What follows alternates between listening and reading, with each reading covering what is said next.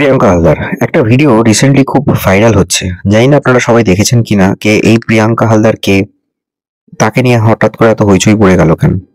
কিছুদিন আগে India goat talent নামে একটা রিয়েলিটি শো চলে ইউটিউবে, সামাই রানার।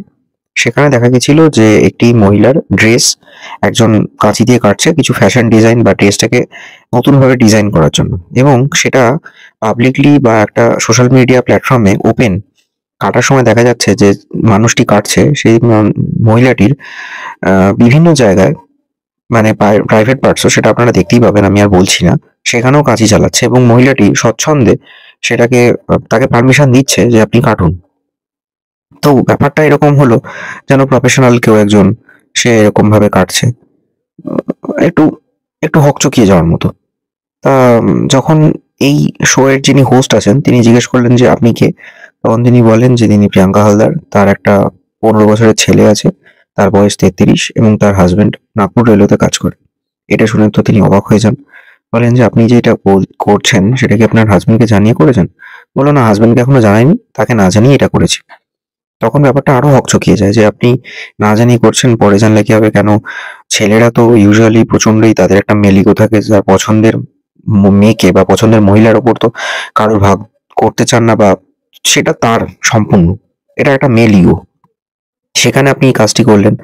তখন বলছে পরে তাকে বুঝিয়ে বলবো। তো কথা হচ্ছে যে এই ভিডিওটা দেখার পর অনেকেই ভেবেছে যে মহিলারা বা মেয়েরা আজকালকার দিনে এতটাই ডেসপারেট হয়ে গেছে যে লয়াল বলুন, আন্ডারস্ট্যান্ডিং বলুন, ফেথ বলুন, সেই জায়গাটা রাখছে না, এবং এই কারণেই কিন্তু বহু রিলেশনশিপ ব্রেকআপ হচ্ছে, বহু ডিভোর্স হচ্ছে। সেটা কেউ মানতে চায় না, সবাই সবসময় ছেলেদের দোষ দেয়। কিন্তু এই ভিডিওটা দেখার পর অনেকেই ভাবতে পারেন যে তাহলে মেয়েরা নিজেদের চরিত্রটা কি ঠিক রাখতে পারছে? নিজেদের ফেম করার জন্য বা পাওয়ার জন্য একটা রিয়েলিটি শোতে গিয়ে এইভাবে জামাকাপড় কাটছে, এবং সেটা প্রাইভেট পার্টসে হাত দিয়ে কাটছে, কোনো ম্যাটারই করে না। তখন সবাই হকচকিয়ে যায় যে কেন এরকম করছে? কি এমন দরকার পড়েছে এইসব করার? এটা সত্যি খুব খারাপ লাগলো ভিডিওটা দেখে। পারলে আপনারাও দেখুন, আমি জাস্ট পাশে দিয়ে রাখলাম। যাই হোক, এবার আসি ডিটেলসে। প্রিয়াঙ্কা হালদার একজন বি গ্রেড মুভির অ্যাক্ট্রেস। বহু বছর ধরে তিনি মুম্বাইতে আছেন এবং এই ধরনের বি গ্রেড মুভি বানায়। ইনস্টাগ্রামে প্রচুর বোল্ড মুভি শুট করে বা বোল্ড পিক দেয়। তাতে বোঝা গেল যে তার ব্যাকগ্রাউন্ড এরকমই ছিল।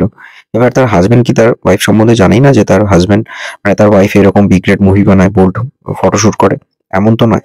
সুতরাং আমার মনে হয় না তার হাসব্যান্ডের কাছে এটা কোনো ম্যাটার করছে যে তার বউয়ের যেখানে পারিস তুই জামা কাপড় কাট বা যা পারিস কর।